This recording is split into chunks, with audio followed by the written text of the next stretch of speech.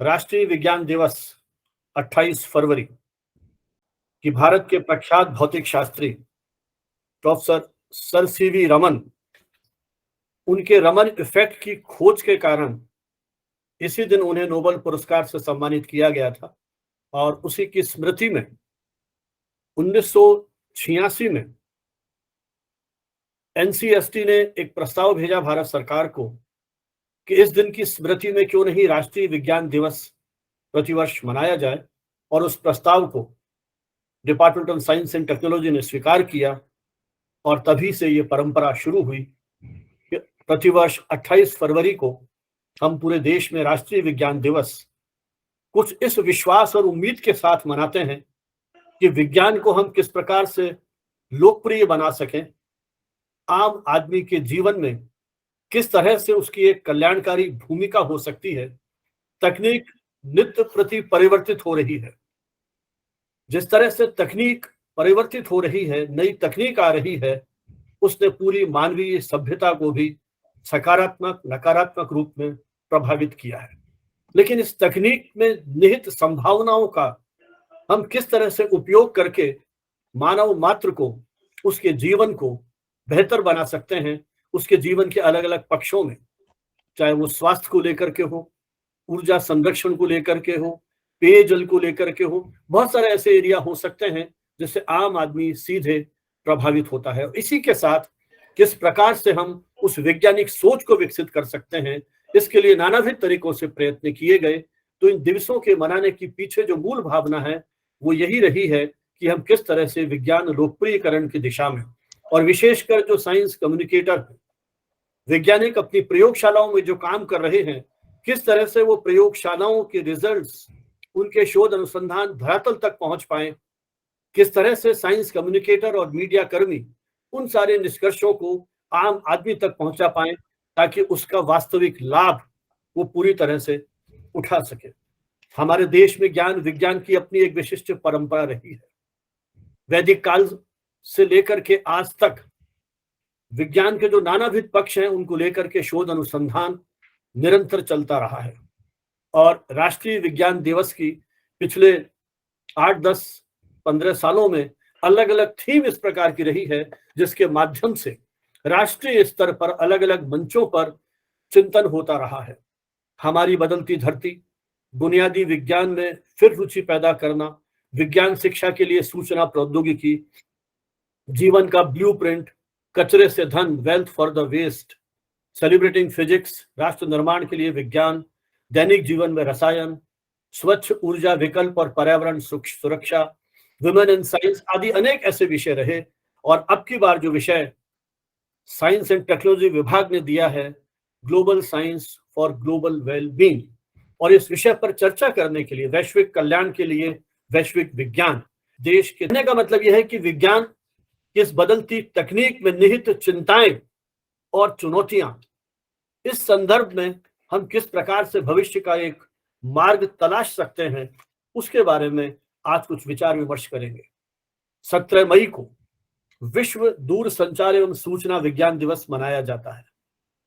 पिछली बार यह आह्वान किया गया, डिजिटल टेक्नोलॉजी जिस तरह से बढ़ रही है, आर्टिफिशियल इंटेलिजेंस का जिस तरह से दौर बढ़ रहा है, और पिछली हमारी वेबिनार चैट जीपीटी को लेकर के केंद्रित थी कि किस तरह से उसने शिक्षा में, स्वास्थ्य के कितने सारे हमारे जीवन के पक्ष हैं जिसमें कहीं ना कहीं हमको उन्होंने प्रभावित किया है।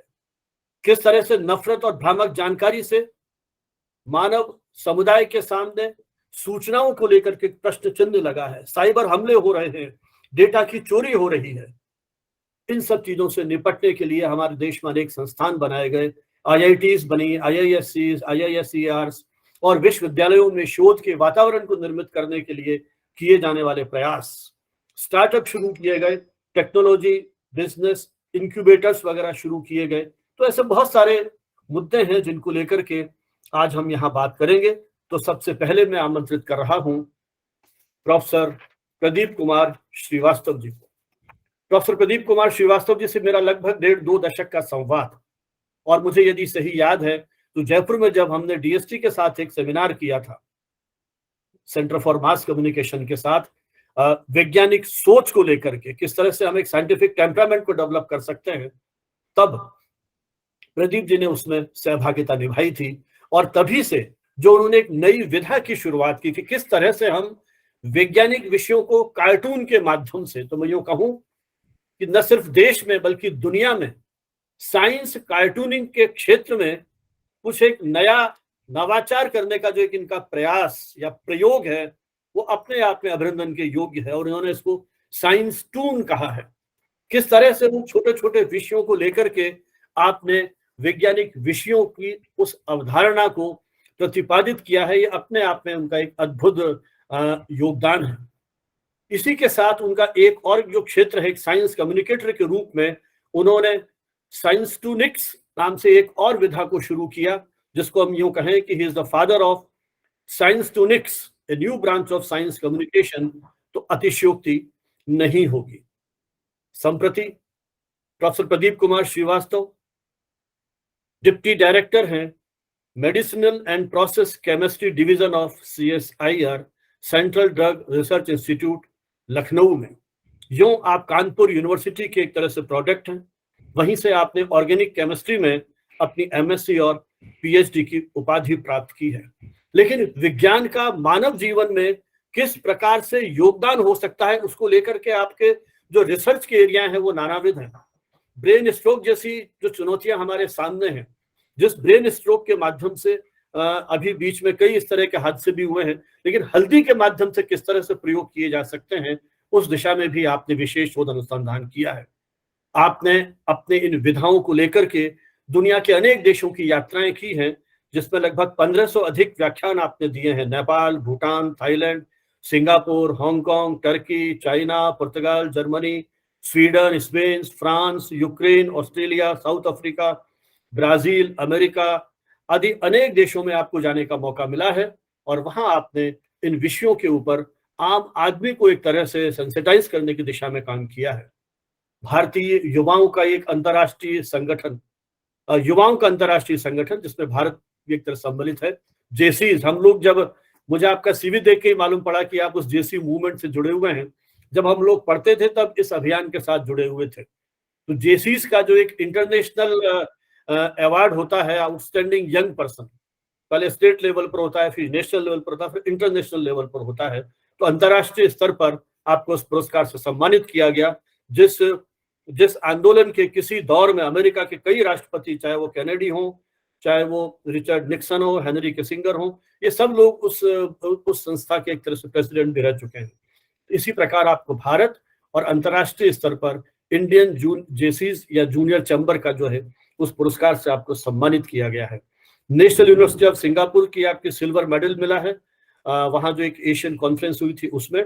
और एक और जो महत्वपूर्ण पुरस्कार आपको एक तरह से एम्बेसडर के रूप में, ब्रांड एम्बेसडर के रूप में आपको सम्मानित किया गया, वो है एक पत्रिका है द यंग साइंटिस्ट, जिसके लगभग 1 लाख से अधिक पाठक दुनिया के अलग अलग देशों में है, विशेषकर Japan, Hong Kong, Philippines, Thailand, Singapore, Malaysia आदि देशों में।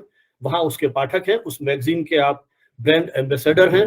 इसके अतिरिक्त भी आपको कई पुरस्कार मिले हैं, और एक महत्वपूर्ण पुस्तक जो विज्ञान प्रसार से जिसको ने प्रकाशन किया है, बाय बाय कोरोना। तो यूं आपके व्यक्तित्व के बहुत सारे पक्ष हैं, लेकिन मैं अनुरोध करूंगा इस समय अपने कुछ अनुभव हमारे साथ शेयर करने के लिए भाई प्रोफेसर प्रदीप श्रीवास्तव। बहुत बहुत धन्यवाद प्रोफेसर संजीव बनावत जी।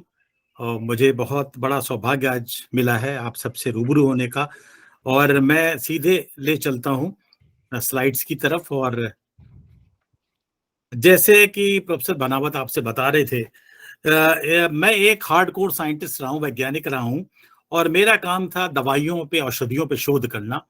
और इसमें मैंने 34 साल बिताए। ये जो CSIR का सेंट्रल ड्रग रिसर्च इंस्टीट्यूट है लखनऊ में, जो एशिया का बहुत बड़ा संस्थान है वहां पे। लेकिन वैज्ञानिक होने के साथ साथ एक चीज मैंने देखी कि अक्सर वैज्ञानिक लोगों की बातें आम आदमी के ऊपर से चली जाती हैं। कारण क्या है कि शायद उनकी भाषा, उनका विषय कहीं से इतना टेक्निकल क्लिष्ट होता है कि उनको शायद समझ में नहीं आता है। तो मैं जब एक वैज्ञानिक की तरह काम कर रहा था, तो ये चुनौती मेरे सामने भी थी कि अगर हम अपनी बात को उन तक ना पहुंचा पाए जिन तक हमें पहुंचानी है, तो उसका फिर सारा उद्देश्य खराब हो जाता है। तो इसके लिए आपने देखा होगा आजकल अक्सर आप साइंटिफिक लेक्चर में जाइए तो लोग लेक्चर कम सुनते हैं, अपना मोबाइल निकाल के चुपचाप व्हाट्सएप फेसबुक ऐसा काम करते रहते हैं। आप बड़े खुश हैं कि लोग आपको सुन रहे हैं, जबकि वास्तविकता यह है कि आपको कोई नहीं सुन रहा है। तो ऐसा होता क्यों है? उसका कारण है कहीं ना कहीं से हम कनेक्टिविटी अपने ऑडियंस से नहीं बना पाते हैं। मान लीजिए मैं एक विषय का विशेषज्ञ हूं और सामने दूसरे विषय के विशेषज्ञ बैठे हैं, तो शायद हम दोनों एक दूसरे के क्षेत्र में लेमैन हैं, हमको पता नहीं है। तो अगर उस गैप को हम भर लेंगे तो कनेक्टिविटी होगी और लोग एंजॉय करेंगे। तो मैं आज आपको एक नई दुनिया में ले चलता हूं, और जैसे प्रोफेसर भानावत आपसे बता रहे थे, साइंटून्स ये एक नई विधा है, और वैज्ञानिक होने के साथ साथ ये मेरा एक शौक था, हॉबी थी, जिसकी वजह से मैं दुनिया के 5 महाद्वीप में घूमता रहता हूं। और ये एक अनजाने में हुआ। और मुझे याद है मेरा लाइफ का जो पहला लेक्चर था वो इस सुंदर से देश में हुआ था जो आपके सामने है, आप पहचान रहे होंगे, सिंगापुर, 26 मई 1988। मेरा विषय था development of drugs and pharmaceutical industry in developing countries. बड़ा बोरिंग विषय था। मैंने सोचा कि मेरे लेक्चर को क्या लोग समझेंगे, क्या एंजॉय करेंगे, या उनको उसमें मजा आएगा। तो मुझे लग रहा था बड़ा बोरिंग विषय है, और मेरी ड्राइंग गॉड गिफ्टेड है मुझे, मेरी ड्राइंग बहुत अच्छी है, मैं कुछ ही सेकंड्स में बना लेता हूँ चीजें। तो मैंने कार्टून बनाने शुरू किए थे, चूंकि वैज्ञानिक था, वो भी औषधियों के क्षेत्र में, तो काफी मसाला आसपास की चीजों पे मिलता था।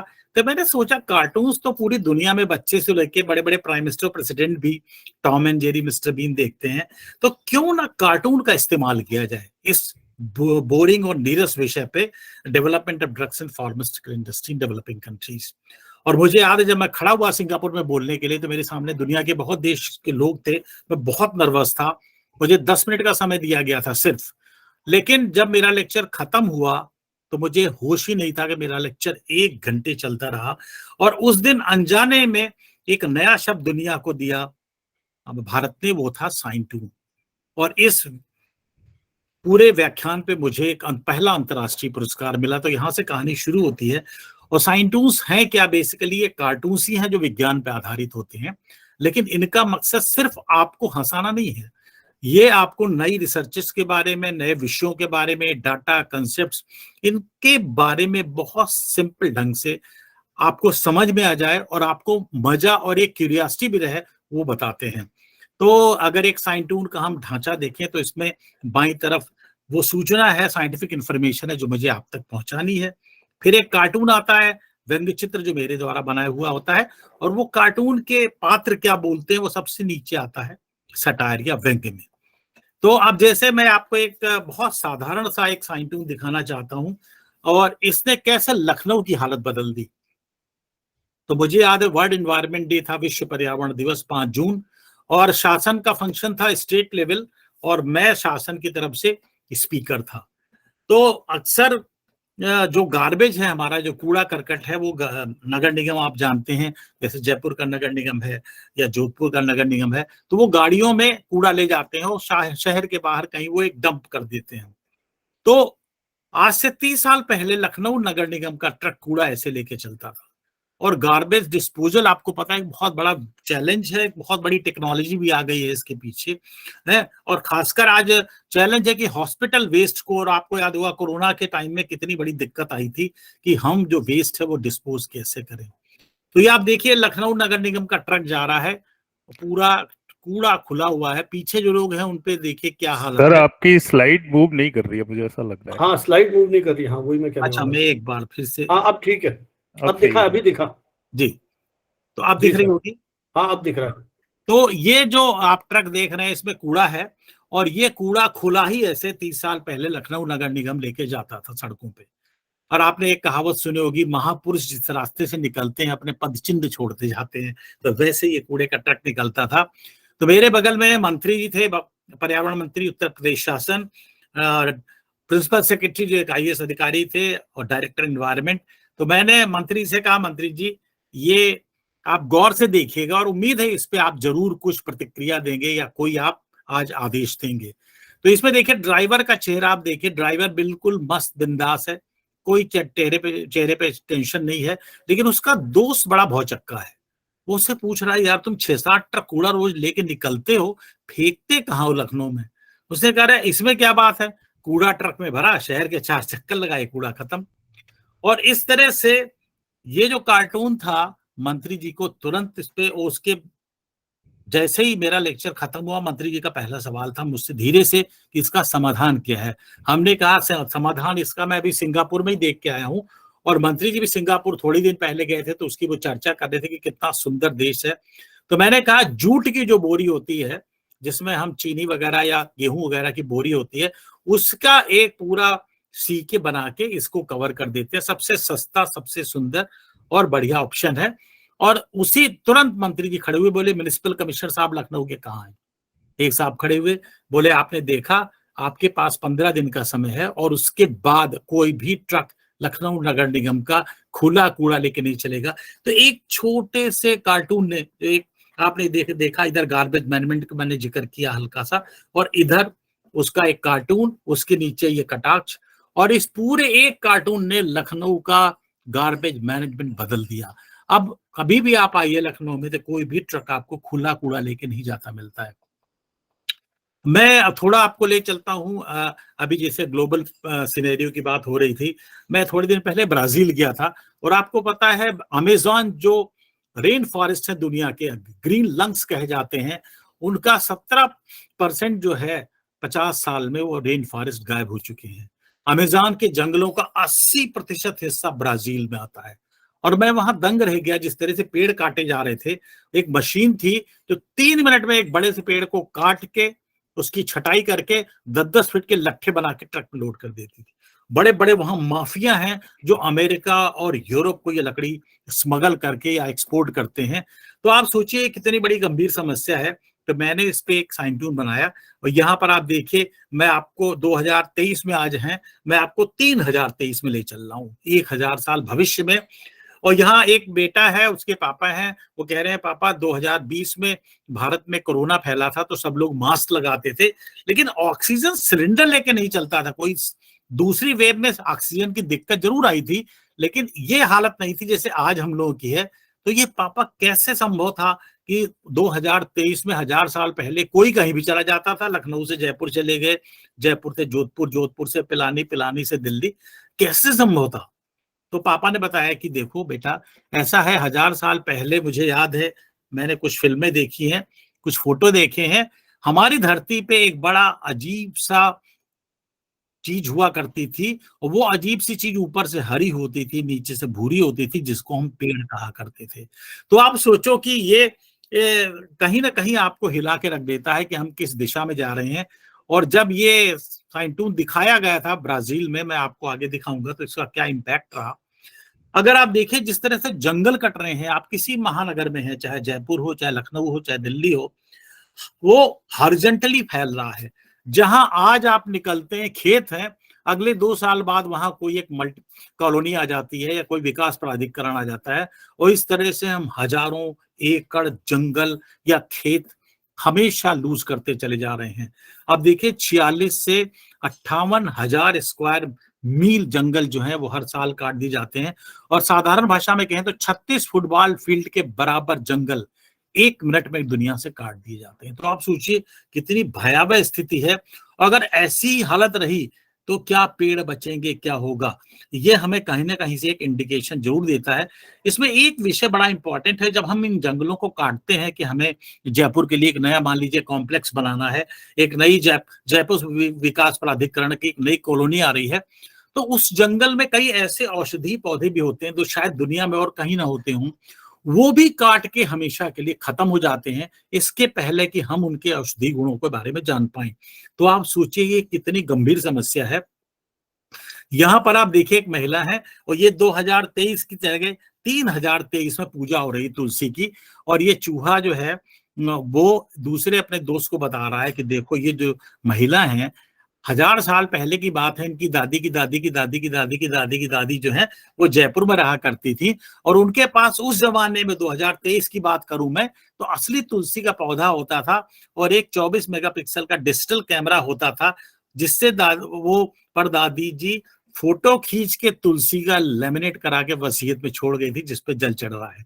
अब आपसे ये छोटा सा ये कार्टून मेरे एक इंटरव्यू में गुड मॉर्निंग अमेरिका में दिखाया गया, मैं वहां टेलीविजन पे, तो ये बता रहा था लोगों को कि देखिए हम कहाँ किस दिशा में जा रहे हैं, और उनका आप देख रहे हैं असर। राजस्थान तो सबसे बड़ा विक्टिम है। आप सोचिए ग्लोबल वार्मिंग का, जो गर्मी हो रही है, तो क्या असर होगा, क्या इम्पैक्ट होगा। 2,65,000 ऐसे प्लांट्स हैं जो फूल देते हैं, और इन फूलों वाले प्लांट से ही हमको औषधियां मिलती हैं, फ्रूट्स मिलते हैं, लकड़ी मिलती है। और ये जो पेड़ होते हैं, ये कई पक्षियों का, कई प्राणियों का घर भी होते हैं। लेकिन अगर हम इनके औषधीय गुणों के बारे में बात करें, तो इनके बारे में दुनिया के सारे पढ़े लिखे वैज्ञानिकों का ज्ञान कितना है? 0.5%। तो आप सोचिए, अभी तो हम जान ही नहीं पाए हैं कि हमारे आसपास जो औषधीय पौधे हैं उनकी विलक्षण क्षमता है क्या। रेन फॉरेस्ट की बात करें तो हमारा ज्ञान पढ़े लिखे वैज्ञानिकों का दुनिया का सिर्फ 5% है, जबकि एक आदिवासी जो रहता है उसी रेन फॉरेस्ट में, उस जंगल में, उसको 50 से 80% पता होता है कौन सी यहाँ औषधियां हैं जो हमको बीमारी से बचाएंगी। अंडमान निकोबार आप जाओ तो वहां पे ट्राइबल्स रहते हैं जो 60,000 साल पहले अफ्रीका से आए थे। वो मलेरिया वहां बड़ा खतरनाक होता है, लेकिन वो कोई मरते नहीं है, क्योंकि शायद उनको वो औषधि पता है कि मलेरिया से कैसे बचा जाए। तो अगर ऐसे जंगल कटते रहे तो क्या होगा। तो ये देखिए एक छोटा सा साइंटून, इसमें एक महिला ने कुछ आभूषण पहन रखे हैं, और आपने देखा होगा जब भी दो महिलाएं मिलती हैं तो वो एक दूसरे को नीचे से ऊपर तक स्कैन करती हैं, कपड़ा क्या है, ज्वेलरी क्या है, चप्पल क्या है। तो ये महिला बाएं हरी साड़ी वाली देख रही है कि है क्या। तो दाहिने वाले कह रहे हैं कि देखो तुमको तो पता ही है कि मैं हमेशा लेटेस्ट चीज पहनती हूँ। ये जो है, ये तांबा, सोना, चांदी, डायमंड, प्लेटिनम कुछ नहीं, ये तो सब बड़े पुराने हो गए, अब इनकी ज्वेलरी कौन पहनता है। मैं तो सबसे महंगी ज्वेलरी पहन रही हूँ, और ये मेरे गहने शुद्ध लकड़ी के बने हुए हैं। तो आप देखिए हर साइंटून आपको कहीं ना कहीं हिलाता है, कहीं ना कहीं आपको प्रोवोक करता है। और ये एक छोटा सा साइंटून है जो आपको बताता है एयर क्वालिटी इंडेक्स क्या है। आपको पता है हमारे शहरों में आजकल प्रदूषण बढ़ रहा है, लेकिन एक आम आदमी कैसे जाने आज प्रदूषण का लेवल क्या है, और वो सही है, गलत है, नुकसानदेह है, क्या है। तो एक टर्म आया एयर क्वालिटी इंडेक्स, और उसके वैल्यू सेट कर दी गई। भारत जैसे देश के लिए वैल्यू 60 है, यानी अगर आज एयर क्वालिटी इंडेक्स, यानी जो प्रदूषित गैसें हैं उनका एक लेवल 60 फिगर आ रहा है, तो हमारा जो वातावरण है बिल्कुल अच्छा है, हवा साफ है। लेकिन अमेरिका, यूरोप के देशों के लिए ये जो लेवल है वो 20 रखा गया है। अब आपको जान के ताज्जुब होगा कि दिल्ली कई बार हम पूरी विश्व का सबसे ज्यादा प्रदूषित शहर रह चुका है। और यही नहीं, आपको जान के ताज्जुब होगा, ये आंकड़ा पुराना है, आज 26 लाख लोग हमारे देश में हर साल वायु प्रदूषण से मरते हैं। और अगर मैं कहूं कि आप दिल्ली में रहते हैं या कलकत्ता में, या आप रहते हैं बेंगलोर में या चेन्नई में, और आप 20 सिगरेट रोज पीते हैं, तो आपको कैसा लगेगा। भले आपने सिगरेट कभी छुई नहीं हो, लेकिन जो वहां पोल्यूशन है, जो गैसें आप इनहेल कर रहे हैं सांस में अपने, वो 20 सिगरेट पीने के बराबर है। तो ऊपर आप देखिए एक स्लाइड है, इसमें मैं अमेठी यूनिवर्सिटी गुड़गांव में था, वहां की वीसी ने स्लाइड दिखाई कि साहब आज 8 बजे सुबह मैंने देखा कि चलो जरा हम एयर क्वालिटी इंडेक्स चेक करते हैं दुनिया के देशों का। तो पहला देखा कोलोन जर्मनी, 20 होना चाहिए लेवल, 16 था, यानी बहुत बढ़िया है, हवा है। दूसरा लंदन, 20 होना चाहिए था, 30 था, यानी थोड़ा पोल्यूशन है। लेकिन उसी दिन उसी समय आर के पुरम नई दिल्ली 904, 60 होना चाहिए। तो आप सोच सकते हैं कितना ज्यादा गुना ये प्रदूषण है वहां पर, एयर क्वालिटी इंडेक्स, यानी हवा कितनी खराब है। और यही कारण है कि दिल्ली में जो एयर पोल्यूशन के केसेस हैं, उनकी वजह से कितने लोगों को लंग कैंसर होता है, अस्थमा के आपको पेशेंट्स मिलेंगे, एलर्जी के पेशेंट्स मिलेंगे, उसका कारण यहाँ है। तो मैंने आपको याद रखी एक चीज बताई थी कि अगर आप किसी महानगर में रह रहे हैं भारत के, तो 20 सिगरेट आप रोज पी रहे हैं। तो यहाँ पर ये जो दाहिने तरफ महिला है लाल साड़ी में, इनकी लड़की की शादी बाएं वाली महिला के लड़के से तय हो रही थी, लेकिन वो देखिए बहुत गुस्से में है और कह रही है अपनी दोस्त से कि देखिए ऐसा है, आपने मेरे साथ बहुत बड़ा धोखा किया है, मेरी लड़की 7 जन्म आपके लड़के से शादी नहीं करेगी। ठीक है, वो कोई ड्रिंक नहीं करता है, स्मोक नहीं करता है, कोई और दवा नहीं, ड्रग्स नहीं लेता है, लेकिन आपने इतनी बड़ी बात क्यों छिपाई कि आपका बेटा दिल्ली में रहता है। तो अब ये जो मैंने कंसेप्ट शुरू किया तो ये मेरा शौक था, लेकिन आप जानते हैं भारत में आप जब कुछ नया करते हैं तो सिवाय टांग खींचने का आपके साथ कुछ नहीं होता है। और मेरे एक चीज एक समझ में आ गई कि अगर इस विधा को दुनिया में एस्टैब्लिश करना है और या भारत में करना है तो पहले विश्व स्तर पर एस्टैब्लिश करना होगा। तो मैंने साइंटून को पूरी दुनिया में भेजना शुरू किया और मुझे बड़ी खुशी हुई कि एक साल में जो अमेरिकन केमिकल सोसाइटी है, international union of biochemistry England है, international union of pure and applied chemistry Sweden है, डब्ल्यूएचओ है, यूनेस्को है, यूएनईपी है, सब ने इसको एक्सेप्ट किया। और बहुत एक लंबी लिस्ट है कि ये एक नया तरीका है साइंस को आम आदमी तक पहुंचाने का, एक रोचक ढंग से, जो बहुत टेक्निकल विषय है। फिर मैंने इसकी एक वेबसाइट बनाई और जिसका उद्घाटन आईयूपैक के secretary general professor David black ने किया था। ये है scientune.com। तो इसमें बहुत सारी जानकारियां आपको मिल सकती हैं। करीब मैं 30 विषयों पे लेक्चर देता हूं। उसमें कुछ बड़े टेढ़े सब्जेक्ट्स जैसे मास स्पेक्ट्रोमेट्री है, डीएनए टेक्नोलॉजी है, नैनो टेक्नोलॉजी है, ग्लाइकोबायोलॉजी है। ये ऐसे नीरस उबाऊ और टेक्निकल विषय हैं कि इन पे लेक्चर सुनने में आदमी बहुत परेशान हो जाता है। लेकिन अगर आप साइंटून के माध्यम से इन्हीं विषयों पे लेक्चर सुनते हैं तो आप आराम से एंजॉय कर सकते हैं। मैं लेटेस्ट मेरा लेक्चर है अभी, और मैं कई बार दे चुका हूं, भारतीय रेलवे के आईएएस ऑफिसर्स को, जो 4 घंटे चलता है। अब आप सोचिए, मैं एक ड्रग रिसर्च साइंटिस्ट रहा हूं और मैं भारतीय रेलवे के टॉप आईएएस ऑफिसर के देश के, उनको 9:30 से 1:30 बजे तक व्याख्यान देता हूं। वो सुनते हैं और साइंटून के माध्यम से कि भारतीय रेल क्या कर सकती है भविष्य में। तो भारत, फिर धीरे धीरे भारत में रिकॉग्निशन मिली। जब विदेशों में आपकी पूछ होती है तो भारत वाले भी जागते हैं। और आप देखिए कितने विषय हैं, लगभग 31 विषय हैं जिस पर मैं लेक्चर देता हूं। ये अलग अलग विषय हैं जिनका एक दूसरे से कोई लिंक नहीं है। और इसमें मेरे पूरे मेरा अपना जीवन खप गया इन विषयों पे व्याख्यान बनाने का। पहले तो वो इतना सिंपल हो, लोग समझें, और दूसरा वो कितने इंटरेस्टिंग हो, मजेदार हो कि आपको हर चीज समझ में आए। और मैं आपको वो जिक्र करा था साइंटून का, देखिए वो जो आपको मैंने दिखाया था अमेज़न के जंगलों के बारे में। जब मैं गया साओ पालो, यूनिवर्सिटी ऑफ साओ पालो ब्राजील में, तो वहां एक फिर हम लोगों ने प्रोग्राम बनाया कि ब्राजील के युवाओं को कैसे हम बता सकते हैं कि रेन फॉरेस्ट उनके देश से पूरी दुनिया के लिए कितने इंपॉर्टेंट है। तो ये वहां जो भाषा बोली जाती है पुर्तगीज है। ये मेरे साथ दोनों कार्टूनिस्ट हैं वहां के, और इस तरह से हम लोग ऐसे साइंटून डिजाइन कर रहे हैं जो ब्राजील में एयरपोर्ट्स पे, मेट्रो में और जगहों पे लगाए जाएंगे, जो आपको बताएंगे कि रेन फॉरेस्ट जो ब्राजील के हैं वो सिर्फ उनके ही लिए नहीं बल्कि पूरी दुनिया के लिए कितने उपयोगी हैं। और अब ये विषय जो है एमएससी के सिलेबस में आ गया है, बहुत सारी यूनिवर्सिटीज में, बीएड में आ गया है, पीएचडी भी लोग करने लगे हैं। और ये मेरी एग्जीबिशन है जो एक व्यक्ति लगाता है और वो रहता है साउथ अमेरिका में, ब्राजील में। और ये टर्की में एग्जीबिशन लगी है मेरे साइंटून्स की। देखिए पूरा यहाँ पे डिटेल है।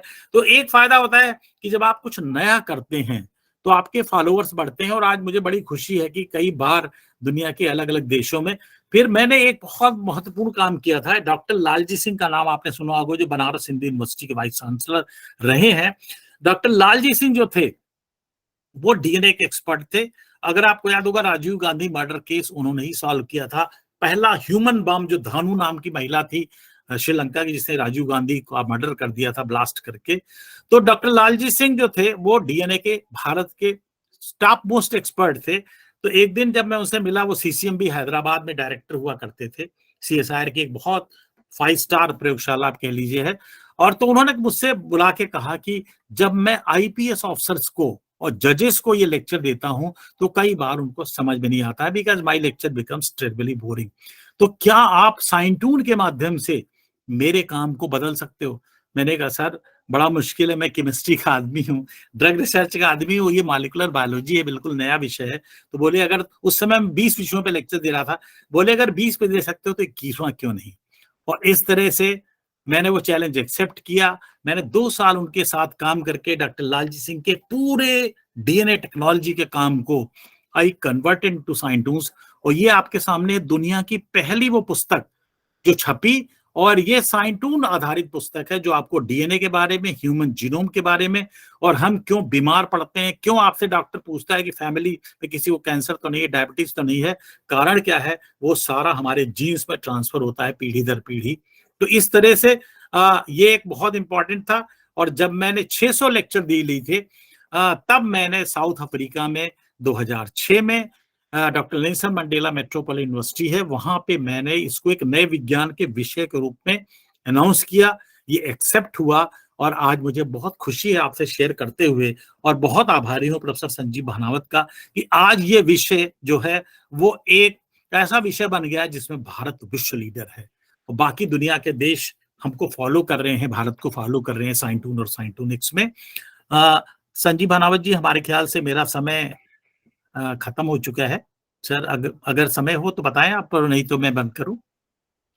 नहीं, यदि समय है तो फिर अपन जो क्वेश्चन आंसर हैं वो चैट बॉक्स में कुछ क्वेश्चंस हैं। हाँ बिल्कुल बिल्कुल बिल्कुल। मुझे ये लगता है कि फिर इस विषय जी सर, ये बस किताब दिखा दूं जो अभी आप जिसका जिक्र कर रहे थे। ये बाय बाय कोरोना है, इसका हिंदी और अंग्रेजी दोनों अनुवाद बहुत जल्दी आ रहे हैं, लेटेस्ट रिवाइज एडिशन। और ये पहला जो एडिशन था वो हमारे उत्तर प्रदेश की राज्यपाल जो हैं उन्होंने, आनंदीबेन पटेल जी ने, महामहिम ने रिलीज किया था।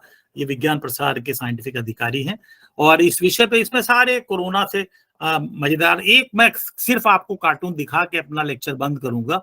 और ये है, आपने एक शब्द लाखों बार सुना था, ये करोड़ों बार, सोशल डिस्टेंसिंग। और सोशल डिस्टेंसिंग क्या था? नॉन फार्मास्यूटिकल इन्फेक्शन प्रिवेंशन, यानी किसी बीमारी से बगैर दवा के कैसे बचा जाए।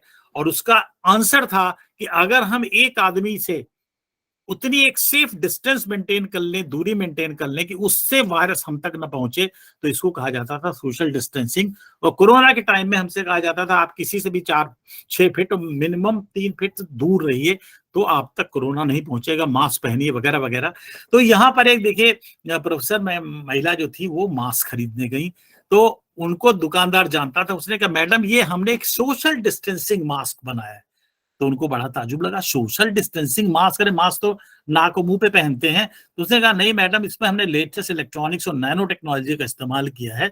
अगर कोई भी आपके 1 मीटर पास पहुंच गया तो ये बहुत तेज अलार्म बजा देगा। इसमें बिल्ट इन ब्लूटूथ वाईफाई भी है, इसमें डाटा प्रोसेसर भी है, और खास बात जिसके लिए आप इसको लेने से मना नहीं कर पाएंगी, ये जो है हर दिन आपकी साड़ी के हिसाब से कलर बदल देगा। जो इस समय आपका साड़ी देखिए और इसको देखिए, अभी ये थोड़ी देर पहले सफेद था और आपको देखते ही ये रेड हो गया है। तो ये एक बहुत बढ़िया तरीका था आपको बताने का कि कैसे विज्ञान को हम आम आदमी तक बहुत सरल भाषा में, और बड़े तकनीकी विषय हैं जिन पे व्याख्यान मैंने दिए हैं। और ये विषय खासकर मास स्पेक्ट्रोमेट्री है, डीएनए टेक्नोलॉजी है, नैनो टेक्नोलॉजी है, बड़े टेढ़े सब्जेक्ट्स हैं, इन पे 2-2, 3-3 घंटे, या बायोइंस्पायर्ड इंजीनियरिंग है। मैं ऐसे विषयों पे बड़ा मजा आता है जब आप विदेश में जाते हैं और एक अमेरिकन या यूरोपियन का स्लॉट 45 मिनट का है और आपका स्लॉट 2 घंटे का होता है, तो एक गर्व से अनुभूति होती है भारतीय होने के नाते कि हम कहीं ना कहीं उनसे आगे तो हैं किसी क्षेत्र में। तो बहुत बहुत आभार प्रोफेसर संजीव भानावत जी, आपने मुझे अवसर दिया। और यहाँ पर बड़े विद्वान लोग हैं, प्रोफेसर राजेंद्र भानावत साहब जी हैं, राम प्रकाश जी हैं, भी मैं उनके बारे में सुन रहा था कि वो जोधपुर में है, शायद पहले सीरी पिलानी में थे, सीरी पिलानी में मैं लेक्चर देने गया हूँ। तो बहुत अच्छा लगा, बहुत इस जो आपने सम्मान दिया सर, बहुत बहुत आभार। और मुझे बड़ी खुशी है कि मेरे कहने पे मेरी फ्लाइट का टाइम शाम को कर दिया गया था, तो मुझे रांची भी निकलना था। पहले प्लान था दिल्ली एयरपोर्ट में बैठ के मैं लेक्चर दूंगा, लेकिन मैं घर से दे रहा हूँ। बहुत बहुत सर आभार। चलिए, धन्यवाद श्रीवास्तव साहब, आपने हमारे इस निमंत्रण को इतना सम्मान दिया कि अपनी फ्लाइट्स को भी रीशेड्यूल किया, ये बहुत बड़ी बात है। बल्कि मुझे लगता है कि शायद जिस प्रतिबद्धता के साथ आप साइंस टून के क्षेत्र में काम कर रहे हैं, शायद वो ही लोभ ऐसा है कि आप हमारे इस निमंत्रण को स्वीकार कर अपने अनुभव हमारे साथ शेयर कर रहे हैं। मैं तो जयपुर, गुवाहाटी और कई जगह आपको सुना है, तो जब विज्ञान दिवस की बात आई तो मेरे मन मस्तिष्क में यही था कि इस बार हम आपको सुने। इस तरह से आपने इस विधा को लोकप्रिय बनाया है, निश्चय ही ये आपके अद्भुत प्रयासों का, भागीरथी प्रयासों का एक तरह से प्रतिफलन है।